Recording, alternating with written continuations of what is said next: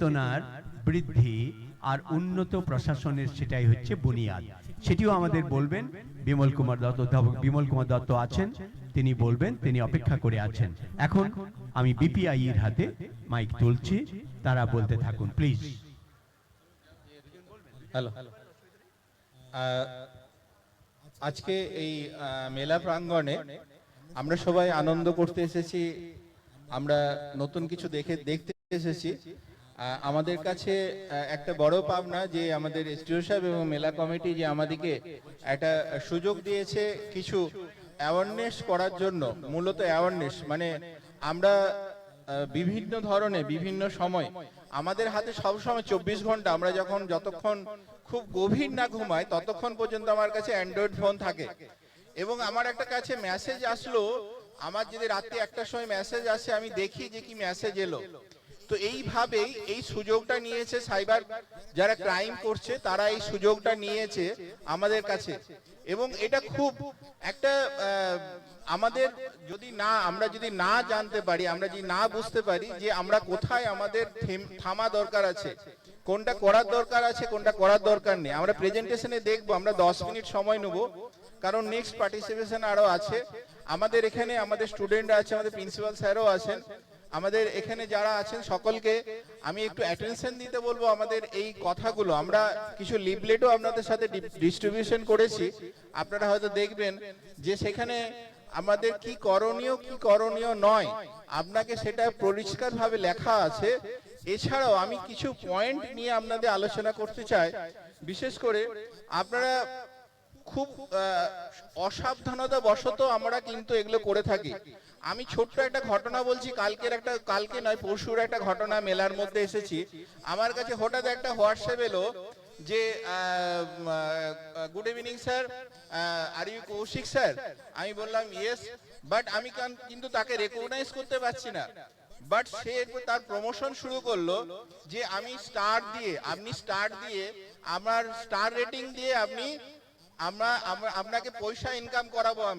আমাকে 5 মিনিট দিন, ডেমো দিন, দেখুন 150 টাকা আমি এখনই আপনাকে পেমেন্ট করে দেবো। আমি তখন বুঝলাম।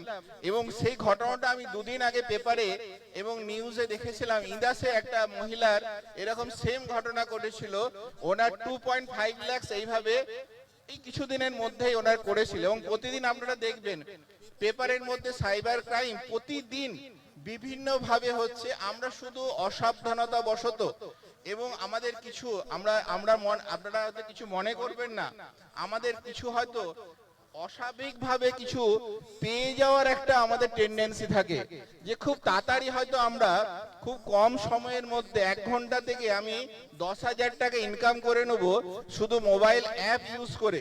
তো এটা কখনোই সম্ভব নয়। আমরা এত পরিশ্রম করছি সারাদিন ধরে, 8 ঘন্টা 9 ঘন্টা পরিশ্রম করছি, সারাদিনে 500 টাকা ইনকাম করা খুব চাপের। তো এই লোভটাও আমাদের অনেক সময় বাড়িয়ে দেয় সাইবার ক্রাইমের ক্ষেত্রে। আমি ছোট দুটো ঘটনা আমার ফ্রেন্ড বলবে, আমার কলিগ বলবে, প্রেজেন্টেশনে আপনারা দেখাবে। আমি ছোট একটা ঘটনা, আপনারা হয়তো ফ্লাইটে এখন সবাই যাতায়াত করেন, এই ফ্লাইটের টিকিটের মধ্যে অসংখ্য জিনিস কিন্তু আপনি পেয়ে যাবেন। এই ফ্লাইটের টিকিট যখনই আপনি ফেলে দিবেন রাস্তার মধ্যে বা বাইরে, আপনি এটার মধ্যে একটা স্ক্যানার কোড আছে, দেখুন এই স্ক্যান কোডের দিকে একটা অ্যাপ আছে, বোর্ডিং প্যাসেঞ্জারের যে ডিটেলস জানা যায়, সে কোড আছে, অ্যাপ আছে, সেটা দিয়ে স্ক্যান করলে আপনি কি কি জিনিস, আমি জাস্ট এক্সাম্পল নয়, এটা পার্টিকুলার ঘটনা বলছি, কি কি তথ্য একটা সাইবার ক্রাইম যারা করে তারা পেতে পারে। আপনার জেন্ডার জানতে পারবে, আপনার which passenger number in the ticket, কোন প্যাসেঞ্জার নাম্বার, আপনার নাম্বার টিকিট জানতে পারবে, প্যাসেঞ্জারের লাস্ট নাম জানতে পারবে, প্যাসেঞ্জারের ফার্স্ট নাম জানতে পারবে, টিকিট টাইপ অনলাইন করেছেন না ফিজিক্যালি করেছেন, তার পিএনআর নাম্বার জানতে পারবে, সোর্স জানতে পারবে, ডেস্টিনেশন জানতে পারবে, ফ্লাইট ক্যারিয়ার জানতে পারবে, ফ্লাইট নাম্বার জানতে পারবে, ফ্লাইটের সিট ক্লাসেস জানতে পারবে, সিট নাম্বার জানতে পারবে, ফ্লাইটের সিকোয়েন্স নাম্বার জানতে পারবে, প্যাসেঞ্জার ক্লিয়ারেন্স স্ট্যাটাস, কি কি প্যাসেঞ্জার আপনি কি কি ডকুমেন্ট দিয়েছেন সেগুলোও জানতে পারবে, ডকুমেন্ট টাইপ আপনি কি ডকুমেন্ট দিয়ে আপনি টিকিট কেটেছেন, ফ্লাইট ডেট জানতে পারবে, document of the issuing flight company, document is authorise or not. তো এত কিছু তথ্য কিন্তু শুধু এই একটা কাগজ থেকে কিন্তু পেয়ে যাবে। এছাড়াও আপনারা যদি বাঁকুড়া জেলার যে সাইবার ক্রাইমে ওয়েবসাইট আছে সেখানে যদি ঢোকেন, দেখবেন কত ধরনের সাইবার ক্রাইম হচ্ছে, আপনারা সেখানে দেখতে পারবেন। আমি একটা ছোট এফআইআর কপি ডাউনলোড করেছিলাম, ওখানে এফআইআর কপিগুলো ডাউনলোড করা যায়। তো সেখানে অদ্ভুত ব্যাপার, কৃষ্ণনগর, ওদা কৃষ্ণনগরের জায়গায় একজন মুসলিম ভদ্রলোককে রাত্রেবেলা বিরক্ত করে করে তাদের ধর্মের নাম দিয়ে তার কাছ থেকে প্রায় 10 বার ট্রানজাকশন করেছে 2,76,500 টাকা।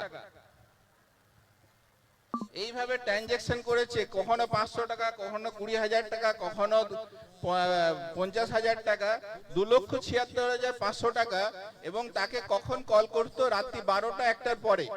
তো এইভাবে ক্রাইমের যে সিচুয়েশন, ক্রাইম যে হচ্ছে, আপনি নিজেও বুঝতে পারবেন না কিভাবে ক্রাইম হচ্ছে। আপনাকে যেটা আমার দুটো কথা বলার উদ্দেশ্য, তারপরে আমাদের স্বদেশ স্যার 10 মিনিট একটু আলোচনা করবে, প্রেজেন্টেশন দেখাবে, যে আমরা আমাদের ক্রাইমে এই যেহেতু আমি প্রথমেই বললাম আমাদের অ্যান্ড্রয়েড ফোন 24 ঘন্টা আমার কাছে থাকে। রাত্রি 1টার সময় যদি আমার কম ঘুম হয়, যদি একটা ওটিপি বা কিছু আসে বা একটা আওয়াজ হয়, আমি সঙ্গে সঙ্গে ঘুম থেকে উঠে দেখি কি এলো। তো এর থেকে বিরত হতে হবে একটু। সেকেন্ড হচ্ছে আমার লোভ, যেটা যে কম সময়ের অনেক কিছু পেয়ে যাব, এখান থেকে আমাকে বেরিয়ে আসতে হবে।